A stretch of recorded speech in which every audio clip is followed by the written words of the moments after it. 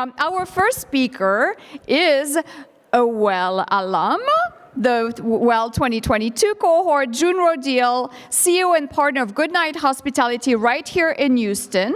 June was born in the Philippines, raised in Texas, and she's a CEO and partner of Goodnight Hospitality, which includes Monroe's Cheese and Wine, March, Rosie Cannonball, and the Marigold Club. And I know some of you have visited or will visit some of June's establishments while you are in town. Lucky you.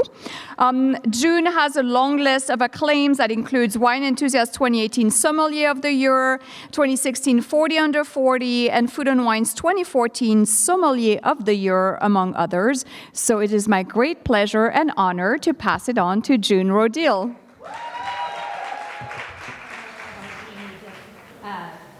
We're asked to jump in a pool after a photo shoot for Food & Wine magazine. Oh yeah, sorry. I should do this. Should have practiced. Sorry, I'm kind of a pacer. Okay, so here's our team, and I know that it's really, really important to really recognize people and the individuality that they bring, but a lot of this lecture really is going to be about, I hate saying it, cogs in the machine, right? But there's like cogs that's like an old busted Kia, and then there's like a really pretty cog that you really like take care of, and it's like a well-manufactured, well-taken care of machine that really, really makes things go very quickly. So I wanted to go through how our company is structured.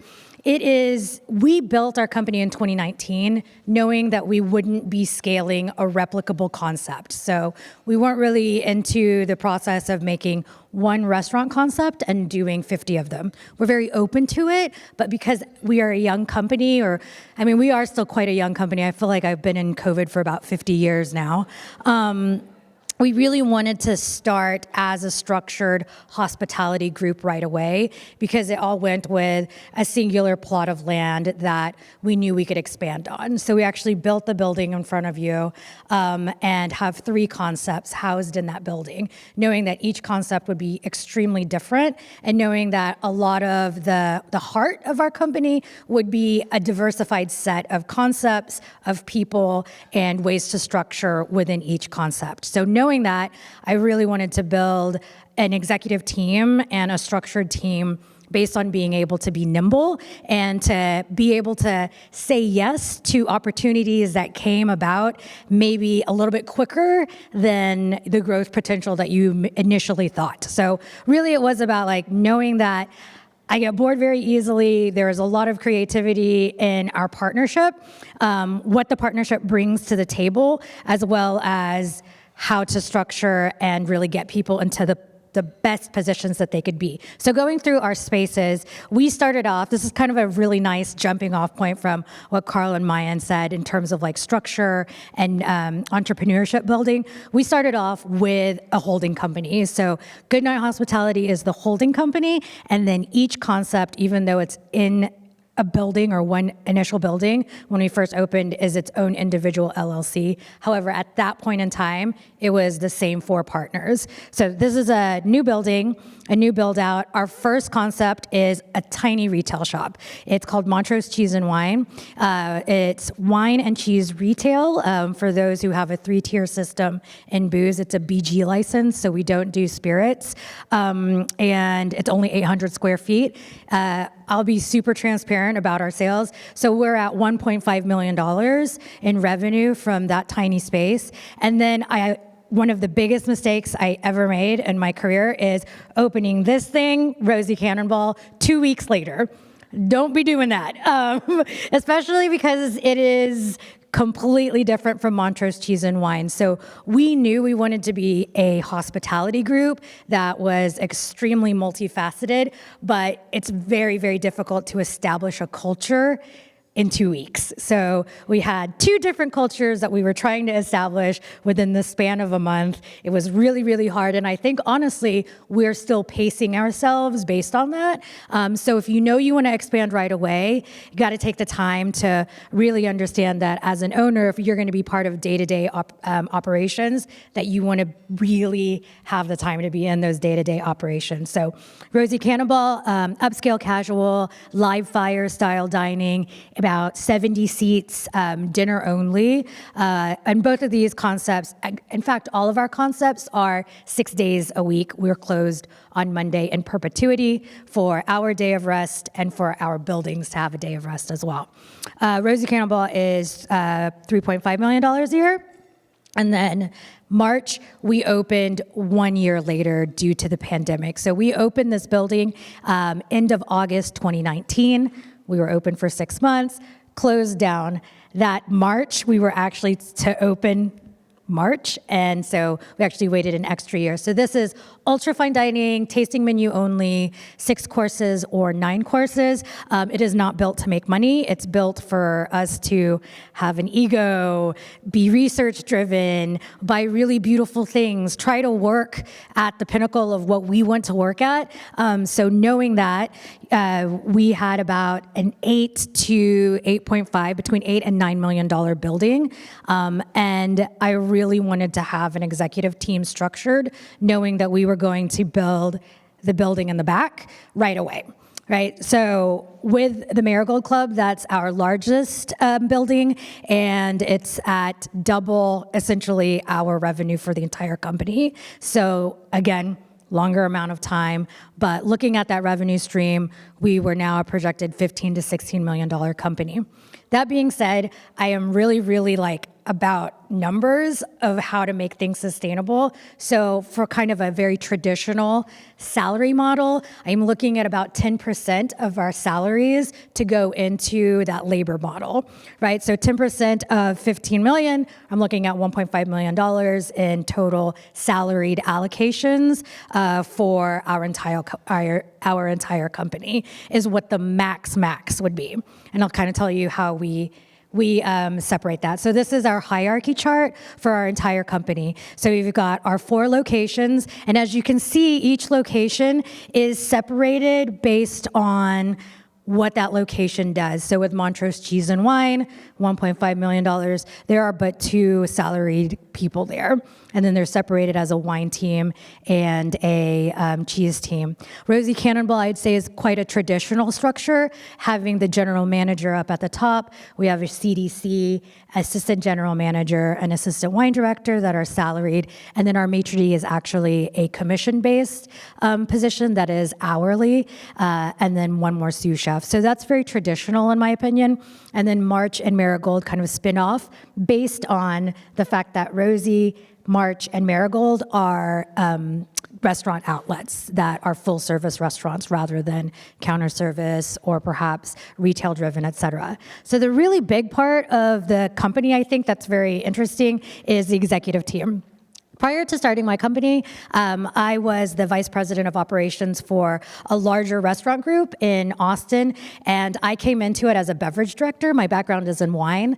I came into it as a beverage director, and they had 6 locations, and they were at $22, $23 million a year. There was no one. There was 2 owners in their partnership that was a holding company, a director of operations who didn't have shifts, was not on day-to-day, but definitely worked throughout the restaurants, a creative director who did uniforms, who did social media, who did music lists, mailers, et cetera. And then I was the third person. I actually had to pitch them my position because they didn't know what to do with an executive team. Through there, actually, sadly, our director of operations passed away, and because I was at that location or at that company and was the only kind of person who had operational sense, I became the vice president of the company, and then I grew that executive team from us, the original 3 plus the owners that started, to an executive team of 25, and then we got to about $60 million a year for all different outlets. So the same thing, I chose that I wanted to be in a restaurant group that had different aspects and different outlets. Every concept was different because I just love restaurants. I don't love just sushi or just Whataburger. I love Whataburger, but Raising Cane's, right? You can be super successful in those scaling models, but our passion as a partnership is all hospitality and all restaurants, and we don't want to stop at where we are. So because of that, on the far right, the Marigold Club has one very different structure. Every concept that's new moving forward will have an equal partner to the holding company. So that's Chef Austin Waiter. He's the Marigold Club. That concept was created for him, with us, and he is anchored to that so that we can continue to grow. Because they're not replicable, we need someone to foster that culture throughout that time. So moving in here, these are our partners. So as the partners, we realize that our big aspect that we give is the ethos, a diverse skill set within our partnership, our vision, and our timeline. But as beautiful as that little group is, and diverse as that little group is, we all are cogs to this machine. So Peter and Bailey McCarthy, this is what they bring to the table. They're design, vision, and capital, right? So Bailey is definitely a big picture human being. Her background is in design. She's very visually oriented. She's very ideas driven. Pete has a real estate background. His legal expertise really brings a lot to the table.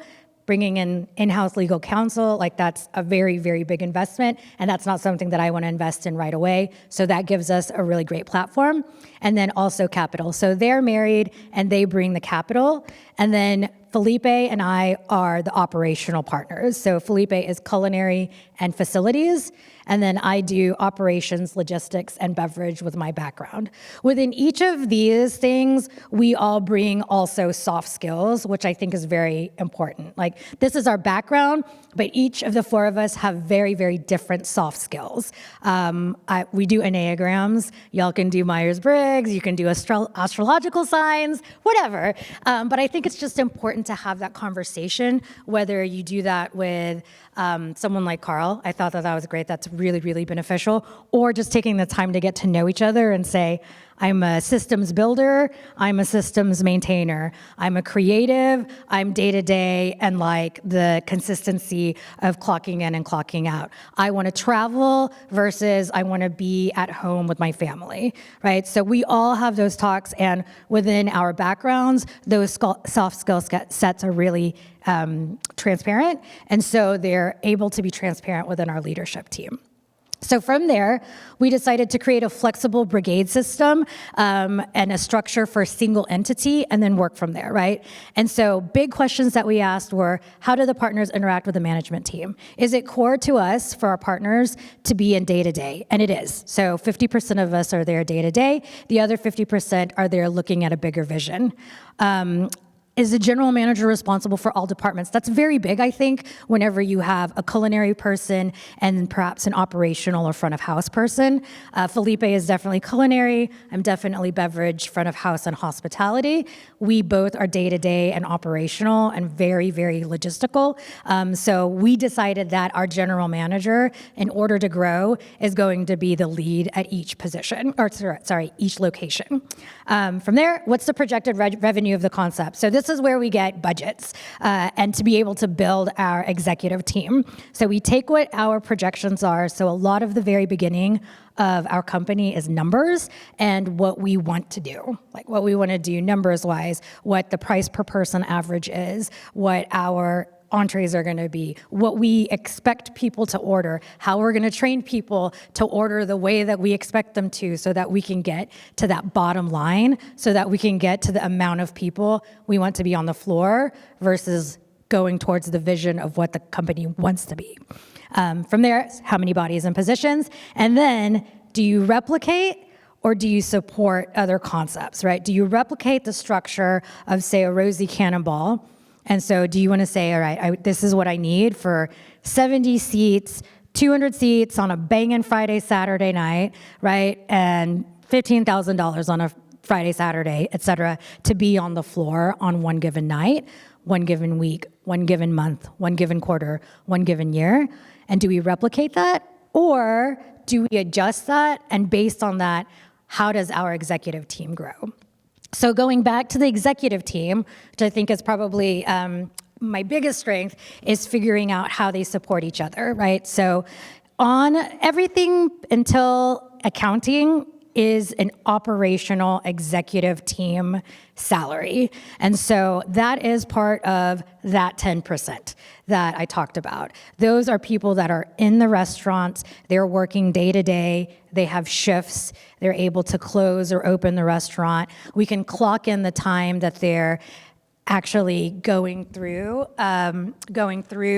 their day on the floor versus going through something that's more visionary or something that needs to happen in the future, right? So we've got a culinary director who oversees a lot of research, a lot of opportunity for change within existing concepts plus new concepts, and then an executive pastry team. We call our locations a campus because it's in one city block.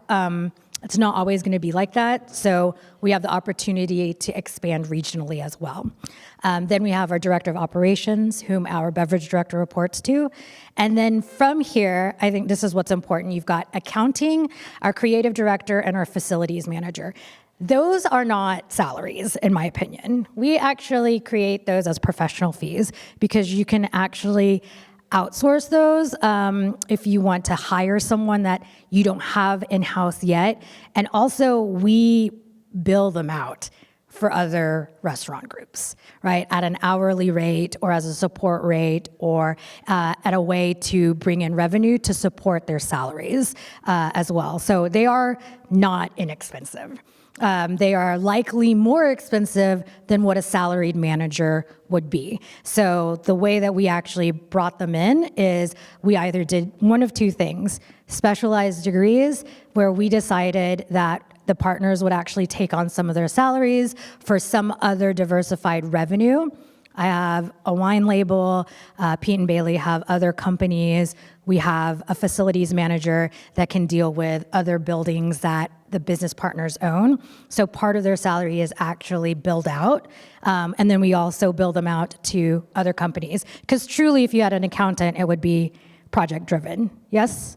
Right? Or a creative person, if you were building a new brand, you would say, here's the scope of this project. I want a new brand, I want a new logo, I need you to make napkins and pins and coasters and a newsletter and all of that stuff. That would be project driven. It's actually way more expensive to do that in a project to project way if you're doing individual different concepts than one concept. So we brought all of that in-house to be able to outsource them out to other companies, individuals, anything that they could do. And then we just really maintain what their schedules are. Like they have to, we bill them out. So we say, yes, you can do this project for 20 hours a week, for 3 weeks, et cetera, if that happens.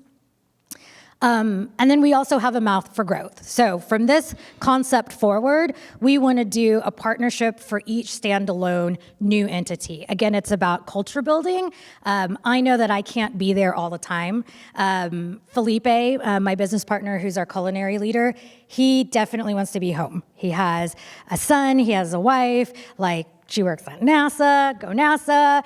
Gianluca likes to make pizza, once a week. It's super, super awesome. And they're very, very centered in Houston and even in our neighborhood. I love to travel, so I know that what I bring to the table is that I can come to amazing events like this, continue to network, continue to have this barometer of what other amazing people are doing and then bring it back into our community. So those are two very big aspects of what our partnership does.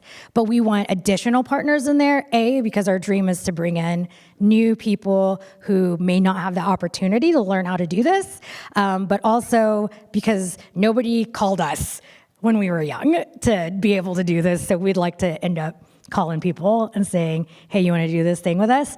So that's the basis of our executive team. Additional team leaders. So from the director of operations role, the director of operations is now on the search for human resources director. We have 125 employees presently.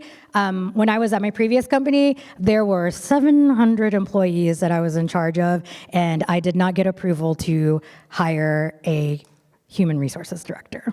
So I learned my lesson. It was really hard. I billed out $500 an hour to an employment attorney for 5 years, and still I couldn't convince them to allow me to hire a human resources director. So that's my first line of defense, right? That's almost a professional fee if you wanted to use it that way, absolutely.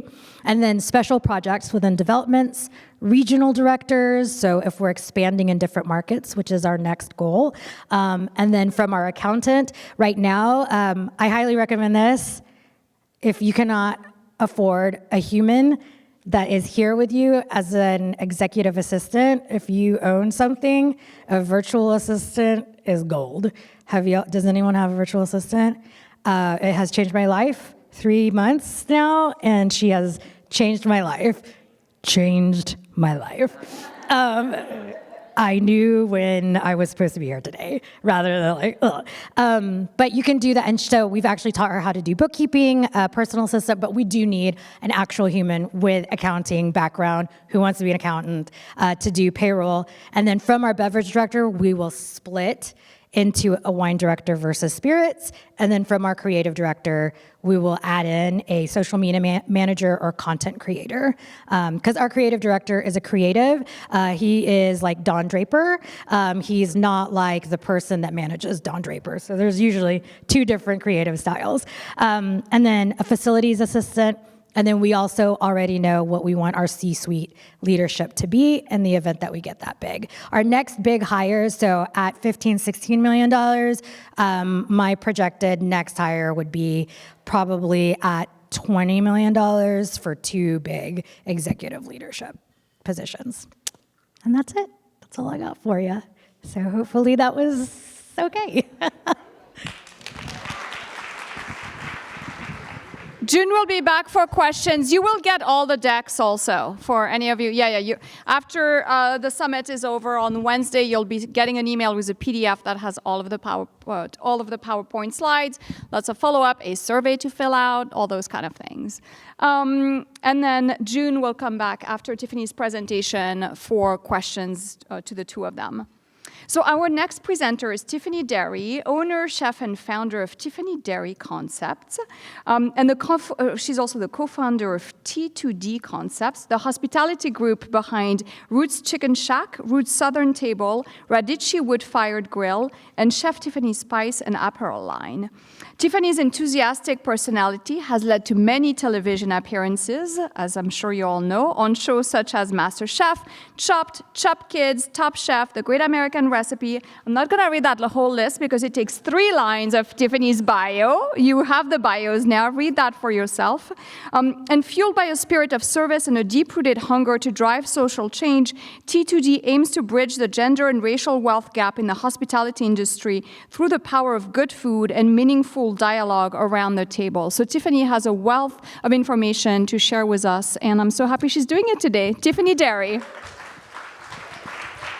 Hey, y'all.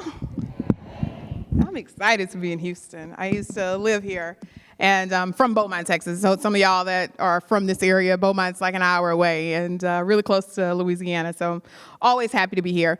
As Annie said, I have a Roots Southern Table, Roots Chicken Shack, Radici, and a couple of other places. But one of the things I want to talk about is growth. And we sometimes mix them up. We talk about growth, we talk about scaling, but truly growth is the increase of sales. It can be an increase of customer base. It can be figuring out how do I get more sales in one specific thing, but it also can be an increase in workforce, right? The more operations we have, the more labor we're gonna have.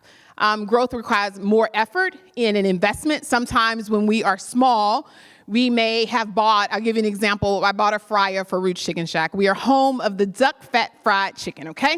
I got a concept around fried chicken, but I bought a cheap fryer because we was on a budget, okay? And so I get this fryer and it does what it needs to do for the first few years, all good. It's truly, we shouldn't have bought it, but at the time I made the best decision that I could with what we had. You have to manually take out this grease, right? You know, it's hot. It's definitely a lawsuit waiting to happen. And as we continue to grow, when we got our second location, I said, well, we may not have the money because I don't know how many of us actually have, but, you know, we figure out what we have to do with what we need. And so, you know, that second location, we ended up adding that fryer that now filters itself. It's on that quick filter. You don't have to touch the oil. You push the button. It's got timers. Like, it's pre-programmed. We're no longer pushing a completely different timer, all of that. And the idea is that, one, we're increasing our sales, but now I need to be able to have a machine that can do that. And so a lot of times we need to make sure we're looking at our equipment as well and getting what we need that can do the real job. So growth is the goal for scaling. So before I say that I'm ready to scale up, I'm ready to have more locations, I need to make sure that the growth can sustain it. All right, so scaling is ideally just boosting revenue significantly, right? So scaling is about making sure the process works. The more locations I have doesn't necessarily mean I need to have that same job over and over. I may not need general managers, like at Roots Chicken Shack, I don't have a general manager. So we have a Roots Chicken Shack in Plano, we have a Roots Chicken Shack in Austin, and then we have one that's being built in DeSoto right now. The way that our model is set up, we have leaders. So we have a leader, we have shift leaders, and we have leaders. So the leader of that store operates similarly to what a general manager does in day-to-day, but they don't have to do all of the grunt work of the sales, right? They don't have to make sure that every part of the P&L works. The only thing they need to manage is their cost. And so we talk to them about what that looks like, and now we can have one person position that can flow around and can handle more than one restaurant. Also, that's a very different skill set, being able to handle and understand what a P&L, what a income statement is versus knowing how to fry chicken. And oftentimes it's just push the button, okay? So just thinking about it in terms of when you're scaling, you don't want to just add more positions just because you're adding on income or you're adding on a location. So figuring out how you can do that. And I'll tell you a couple of things on how we do. So partnerships. Ooh, scary word. Partnerships are important. We all know that. But there are different types of partnerships when we're talking about scaling. For instance, we can talk about legal. We can talk about our PR. Those are partners. Some of the positions that we have within our company feels like a partnership. But specifically, how do you manage, one, my weaknesses and my strengths? With bringing new people in. I don't need to necessarily hire for the same thing that I have and that I do really, really well. I want to make sure that I bring someone else in, obviously, that can do some of the things that I don't do, right? And I may not have the time to do. So when you're scaling, thinking about all of that is very, very important. I think about my son plays football. He's 24 years old, plays for Incarnate Word, and, you know, he's a wide receiver.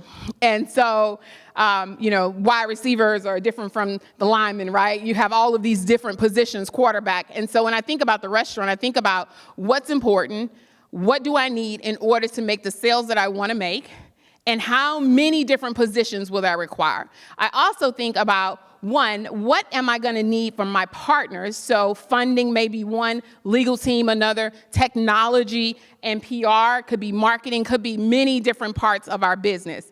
And so I think, you know, when you start thinking about partnerships, we oftentimes think about investors, we think about money, but so many of those positions are needed in order to do the scaling. All right, the contract, my favorite part. I was listening to earlier, and we were talking about, the attorney was talking about the trademarking, and we were talking about patent, and we were going through all of those things. And I remember not wanting to get deep into the contract. It was like, I need an investor. This is how much money I need. This is how much I'm willing to give up. And we could go from there. And the one thing that I walked away with after going through a few things is that I need to have better clarity of the contract, especially if we're talking about a new building, if we're talking about growing the business. It's reading all of those details. I chose a partner who was an attorney, because this was sort of the weak spot of our business. And as you know, this becomes very, very, very expensive. A lot of times we outsource it, but for us, this is what he does. And so it was important for me to make sure that our contract was right.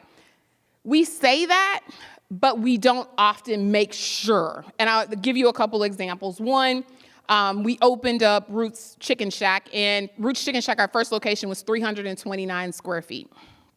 Let that sink in. And we do 1 million sales in 329, all right? I fry chicken. That's a lot of chicken on that little fryer. Okay, no, okay. So then, because of that, we ended up moving into the second location, made it a little bit larger. We're able to do what we needed to do with that. Again, building up, making sure that the processes work to be able to get it out quickly, understanding how many minutes it takes for each piece of fryer to recuperate from the last fry, how many minutes it takes for us to ring up a customer. Should we be using a guest-facing system, POS, or should we be doing it by order, right? A physical person. Understanding all of those parts of the business is important. So we got to a point where we said, okay, one of the things that we have to have is a better POS system. And I mean as a partner, not as just ring it up and that's it. What else can that do for us? So one thing we started thinking about is technology in a way. And that was just figuring out, okay, if I have this system, can I ring up this amount? Because if I can't ring up a certain amount of dollars, I'll never be able to get to the goal of what we're trying to do. So it all starts with the contract and knowing that it's gonna cost me this much to operate in that building. And if I don't make those sales, then it doesn't make sense. We say if it doesn't make money, it doesn't make sense. So we have to make sure that we start with the contract. When we're looking back and we're talking about growing, we're talking about adding new concepts, we're talking about product, we always go back to our core values if we're going to do something. And for us, it is welcome. This is my partner, Tom, who is the attorney. For the W, it's we over me. E is making sure that we have empathy in everything that we do with our company. L is the continuous learners. And C is the commitment to the community and the impact that that has on us and everyone around us. We operate in excellence. M is for respect, mutual respect, and E is for the entrepreneurial spirit. So we were talking about earlier about, the charities and the events, and everything is important to everyone. Anybody that's asking you for something, it's so important. It's dire need. But for us, it's, does it make sense? Does it fit within our values? Does adding on a location make sense? Why are we doing this event? Everything that we do, we go back to our core values.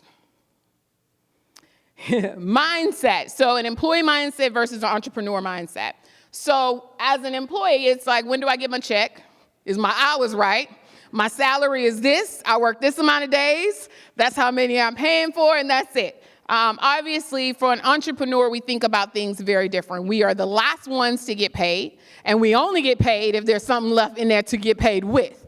And so just making sure that as you grow your team, and you're moving them from the employee to the entrepreneur, because I want a group of people who can think big. I want somebody that can say, you know what, I'm gonna put this forward just for the team. I wanna make sure that everyone is thinking in the same way. And so you need the entrepreneurial spirit. And that's something special. I feel like that's not something you can teach. It's something that's in you that says, all right, I want to be part of something bigger than myself. I want to have an impact on the world. I want to make sure that not only are we creating jobs for myself, but for my community. For us, we also look and we operate very similar with June, as we have TCD Concepts. That's our holding. We have a few other LLCs underneath that. Roots Chicken Shack is a franchise. So Roots Chicken Shack has its own franchising LLC. Roots Southern Table is separate. Radici is separate. Our chef apparel is completely different. And so that also allows, when the moment comes, for us to be able to move how we need to move. I had to include this. This is something, and y'all, I dug hard for this too. I created this 16 years ago. 16 years ago, and I remember having a conversation with a business manager at the time, and he asked me, what do I want? And I couldn't articulate everything that I wanted. I knew that I wanted restaurants. I knew that I wanted to be on TV. I knew that I wanted to have a cookbook. And so this really helped me put it together. And we often use it for the restaurant as well, but in a little bit of a different way. So as you can see here, I put my vision, I put my mission. Tiffany Derry is to be a household name at the head of a successful business. That was my vision here. I put in my mission, my principles, my values. The thing I want you to focus in on is the goals. I had goals of owning 5 restaurants, producing multiple network television shows, growing my day rate to $100,000, that ain't happening yet, and then merchandising for Chef Tiffany Derry. All right, so I knew what the goal was, but I really didn't know how I wanted to get there.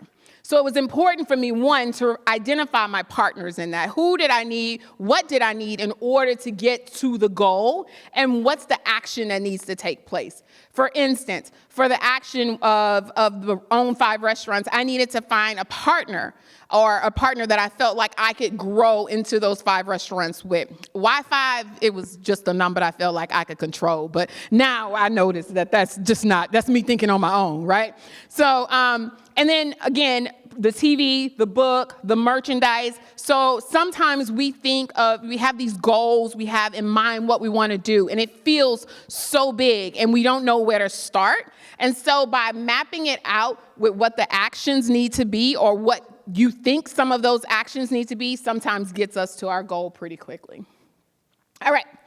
Something a little bit different. I haven't heard anything about franchising, so I just kind of wanted to give you a little piece into our franchise. So oftentimes, a lot of people, when they report on us, they say that we're breaking the franchise model. One is because we are opening up franchisees for people who are from areas that wouldn't normally have an opportunity, for women of color, and just for women altogether to be able to have ownership. Oftentimes, we are the ones working, but we don't have the ownership in it. So when I was talking about the holding company, I was talking about Tiομμany. And what we've allowed is for people who work within our business to be able to own a percentage of that business. And it was something that I wanted, when I was working as a chef.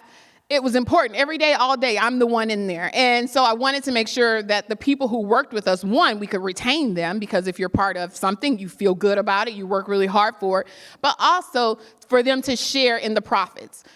It starts a lot of times, whatever's left goes to the owners and that's it. But I wanted some of the people working within us to be able to say that this is mine as well. So the franchise model is a little bit different than that, but the franchise model will actually allow for them to have ownership vested in time with no commitment of dollars at that time.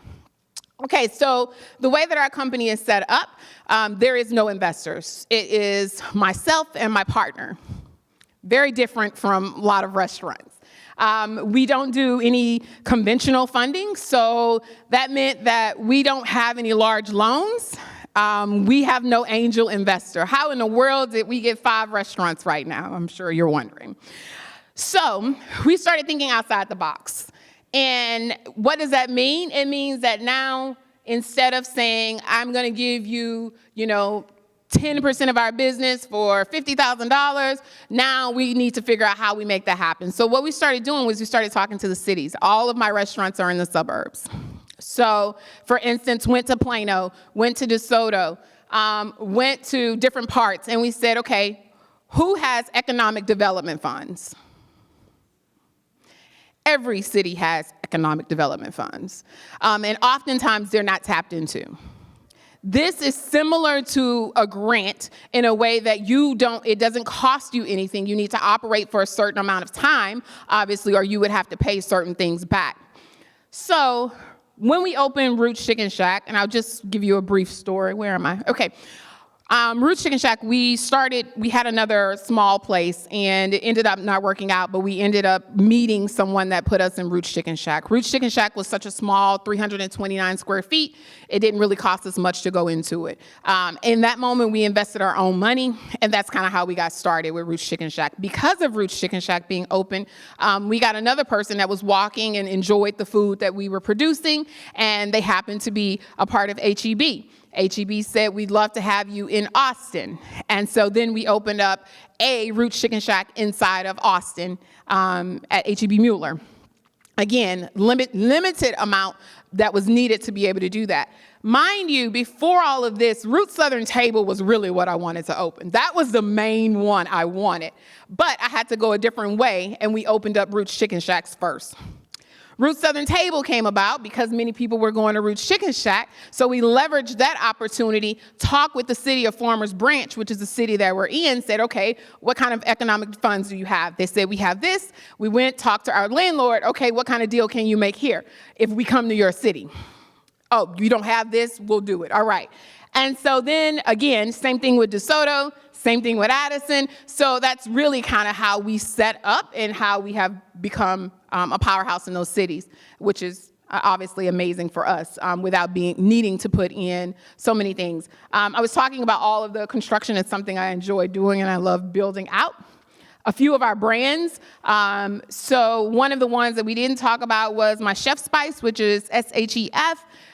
Because of that relationship within HEB now, I put all my spices in HEB and opened up a line of communication to be able to put other things inside of HEB. I think for me, it's all about making sure that we have a diverse portfolio.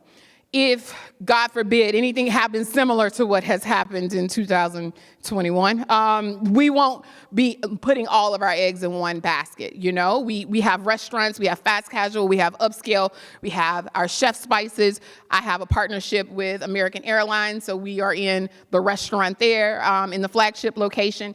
And I can't stress enough about, one, making a solid plan, but after you make that solid plan, go with it, still leave room to adjust, and also diversify your portfolio.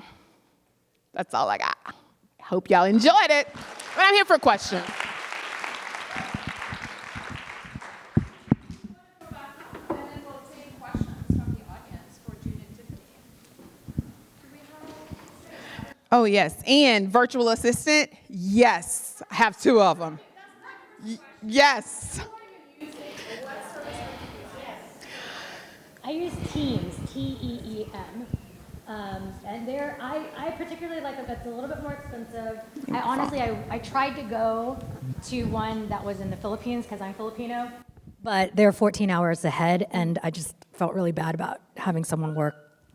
Then it's Sure. shitty.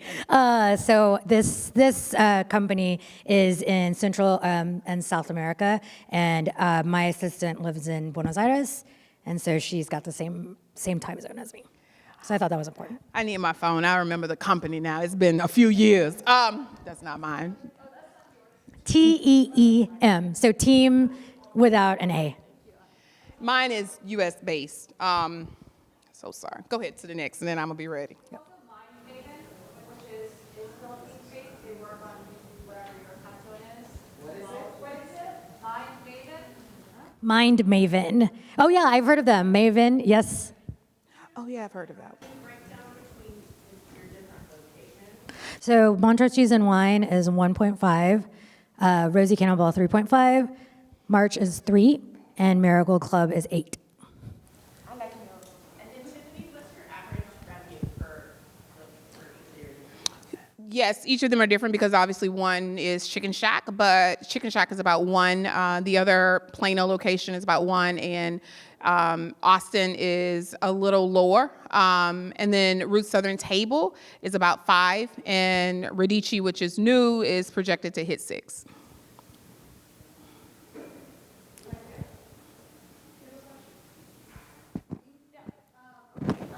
So I'm really just blown away by going to each thing and speaking about the development funds. I'm kind of blown away by that. So is there certain qualifications that you need to hit, or you just walk in there and say hey, here's my business, I need some funds, and they're like, hey, here's a check? Yeah, I mean, they're gonna, no, not quite. I mean, there's some time in between. But essentially, yes. So you would show them your business plan. And it's really not about anything specific. It's for business in that city. So it could be restaurant, it could be other things, but they always hold a percentage for businesses, especially more community-based where it's going back. So for us, it's the restaurant idea of walking in, talking to, whoever we need to see, and then asking who is the person that makes this decision. And usually there is some type of session held on it that depends on how much you're gonna get. And it's really more of the value of they feel for that your restaurant would give to the community, making your case of making sure you support women, making sure that you are hiring from within the community. All of those things are very, very important.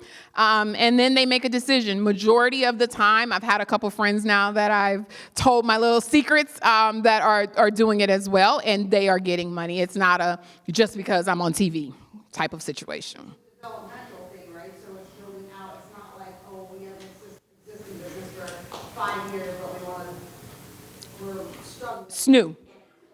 It's for new development in the city, correct? Yes, ma'am. If they give you money for, is it specifically for TI, or does it matter? No, it does not matter. It cannot be a personal check to yourself. It must either be in construction. It could also be for your FF&E, but it just needs to go back into the building specifically. This money, has it been enough to basically do the complete build out, or where have you allocated the funds to where it's most helpful? It depends. So, I hate to keep saying it depends, but for Chicken Shack, it's substantial enough to help. We have a Chicken Shack right now that's getting ready to open, hopefully the end of 25.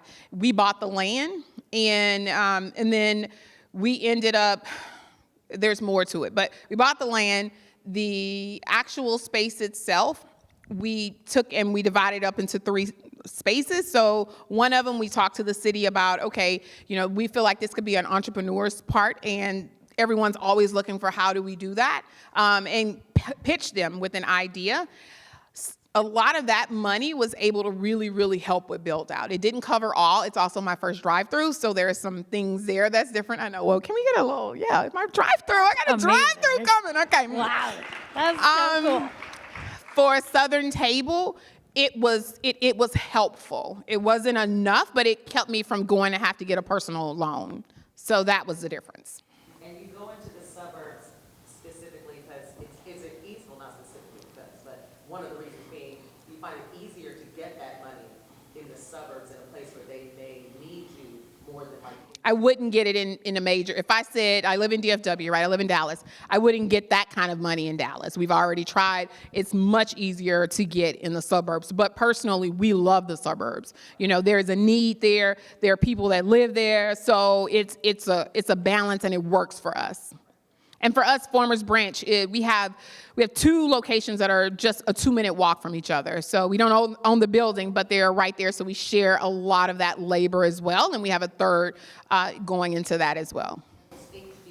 I'm not from Texas. I'm sorry. It's the best groceries. It's the best grocery store on the. HEB. It's the best grocery store on the planet. It's a grocery store. Yeah.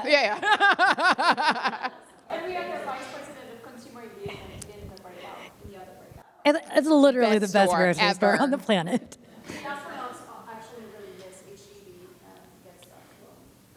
Awesome. You have a question? It's a related question for both.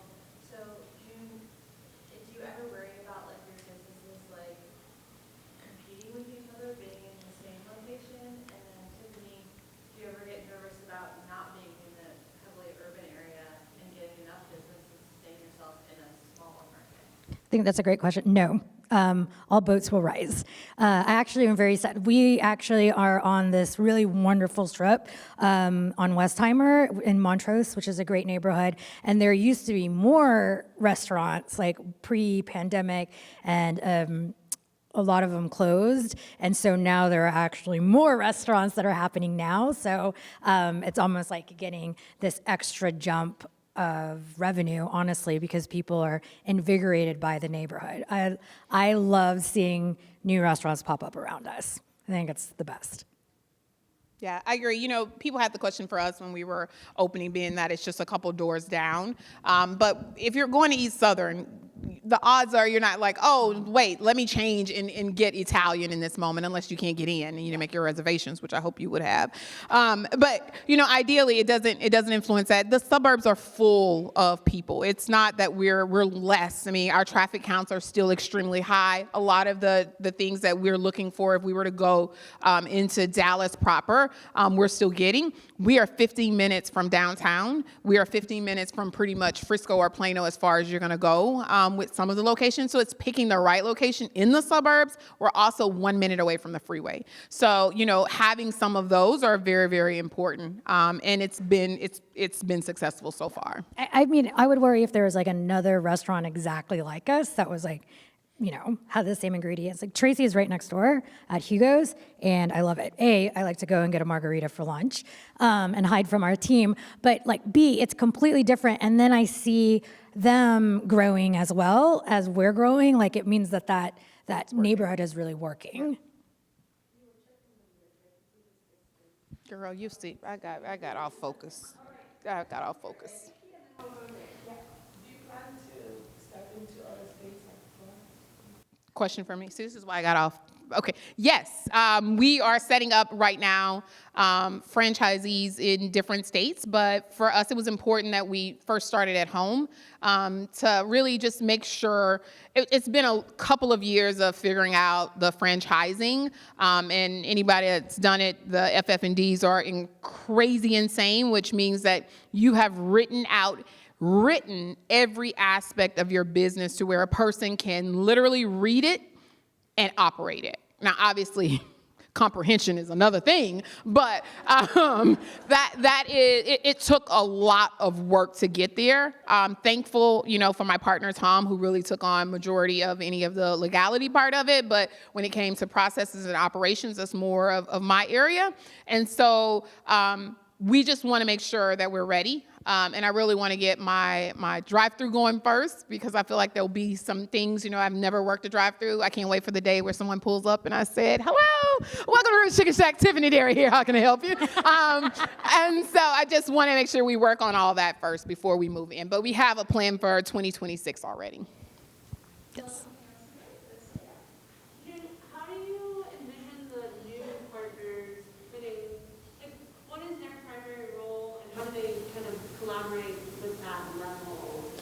Executive level, or so on the executive level. So again, I'll give you all full transparency of how our businesses are set up. Austin is an equal partner to the 4 partners at Marigold Club. So we all own 20% of the restaurant. Like I don't believe in being like, here's 2%, because that's like nothing. It's like $0, quite frankly, or you're gonna be waiting 7 years to get a distribution, like, pfft. So, but we went in there just being like, you are in charge of this restaurant. Your ass better be here. Like, you can't look at my schedule or Felipe's schedule or Pete and Bailey's schedule and just be like, well, she's in South Africa. Like, that's what I do. So he is anchored, but he is the ultimate executive decision maker and day-to-day operations. Anything that's above board has to come with the partnership in an agreement with votes.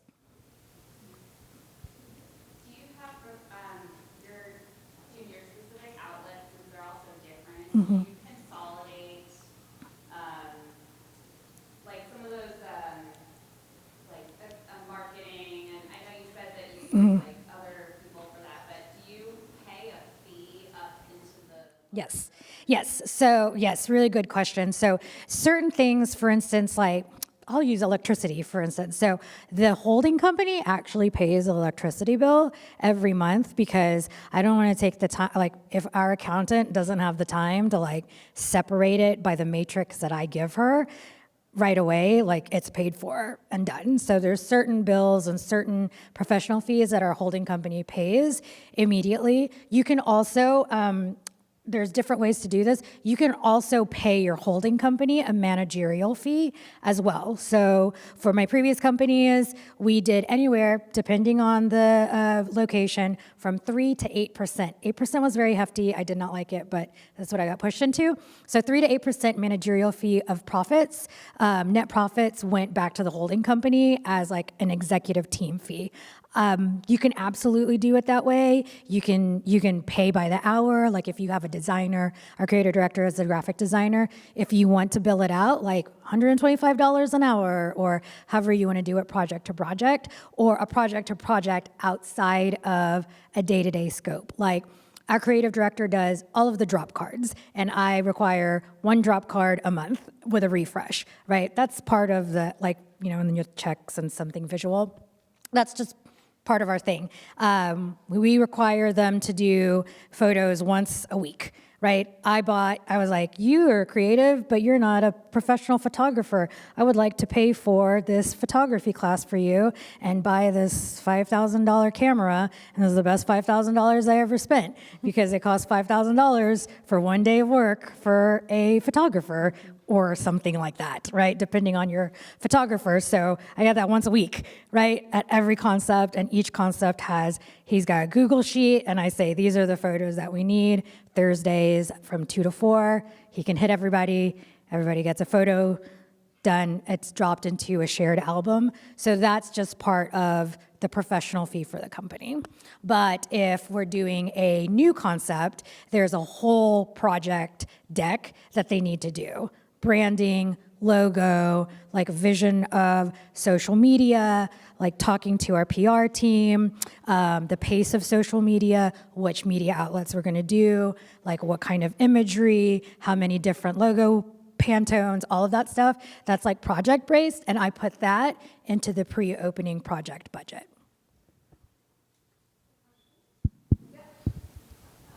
When you open a new concept, or before you open a new restaurant, do you conduct market research? 100%. What does that process look like? It's a little bit organic for me. So I own a wine label, or that's a legally wrong way to phrase it. I am the founder of a wine label. There's some latent laws out there. And I'm also a master sommelier. So I travel a lot in different markets. So through travels like that, I always do market research, because I just want to spend my money on wine and food. That's what I like. Food, fashion, and stupid things, like frivolous, materialistic things. But I love it. And so I do market research, and I look at everything around me. And I also do real estate market research, so that I know what like price per square foot is for commercial versus like personal real estate, look at the neighborhoods, et cetera. So I do a lot of that with like my wine life. And then from there, because wine and food happen to go together, like I start seeing, like in terms of expansion, like I've opened restaurants in Colorado, and I've done market research in California and in Louisiana. We are lightly thinking about California or Louisiana, but we'll probably do more Texas stuff, because that's home. Yeah. Yeah. Yeah, we work specifically with a real estate company that oftentimes gives us all the information. So they have sometimes we get the book, it's more info than we would use. 250 pages of market research for that area, also looking at other restaurants in that area. And so for us, we partnered with them so that we don't have to outsource that particular. Works out great. One more question, make it count. You have a growth versus scaling, version for both of you. On the equipment side, chicken or egg, do you find the business out there and then you get the equipment, or do you invest and buy money to get the equipment and the facilities so that you can go get more business? And then kind of the same question with like your executive leadership team, like we're at a point where like, do I need this? I don't have the money for it. I think I need it, like what, chicken or egg? What did you decide? Yeah, I think that it needs to be specific to you. For us, what worked was getting the business, building the brand. putting some money in the bank before we went out to say, okay, we need all of these things. Obviously, and there's even been times with the way that we operate now. We have a patio area that has no patio furniture in it, but people don't know it's going to be a patio. We prefer to get open, make some money, and then we'll purchase our patio furniture. Same thing happened with Southern Table. We didn't have an outside dining area. Later on, we built that area, made sure that we can make that happen. But again, same for the Fryer. We just believe that, one, we don't want to put ourselves into a situation, especially in the model that we have where we don't have any outside investors coming in. It's better for us to be able to do it and know, one, that market is going to support it. Then we need it versus, getting it already, buying all this fancy equipment and not being able to pay our bills that month or year. I agree. It's about being nimble with each concept for us. I fight with my business partner, Felipe, every day. Every day, he's like, I need 2 combi ovens. And I'm like, you made me want to jump off a cliff. Like, that's not happening, right? But we have to come to an agreement of what is best for the concept and the overall vision. And is it a human being or is it a product? Like, hospitality is human beings and products, so you've got to be able to invest in both.